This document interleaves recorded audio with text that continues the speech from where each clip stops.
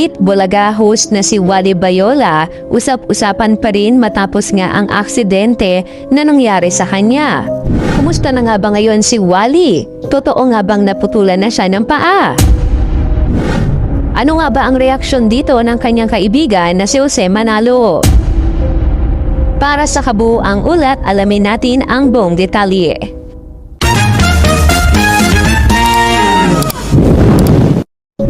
Patuloy na nagiging mainit na paksa sa social media ang naging aksidente ng sikat na komedyante at Itbulaga host na si Wally Bayola na nagresulta sa matinding pinsala sa kanyang binti. Dahil sa insidenteng ito, pansamantalang natigil ang kanyang pagpapasaya sa telebisyon at halos 2 buwan na siyang nagpapagaling sa kanyang tahanan.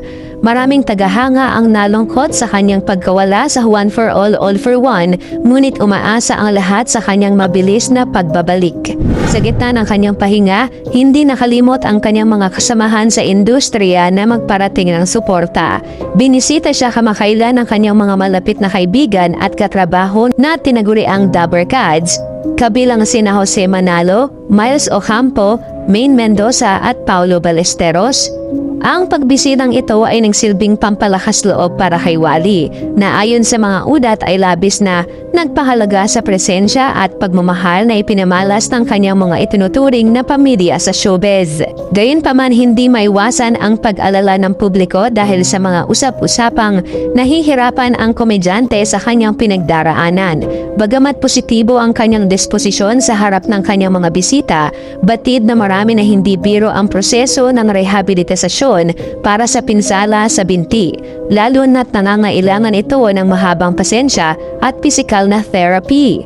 Ang katahimikan ni Wally sa kanyang social media ay nagbibigay daan sa iba't ibang espekulasyon, ngunit nananatiling matatag ang kanyang kampo sa pagsasabing bahagi lamang ito ng kanyang pagtutok sa ganap na paggaling.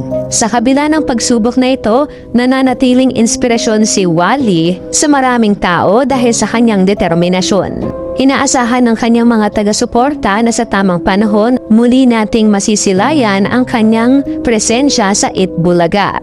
Sa ngayon, ang panalangin at suporta ng publiko ang nagsisilbing sandigan ni Wally habang unti-unti niyang binabaybay ang daan tungo sa kanyang muling pagtayo at pagbabalik sa entablado.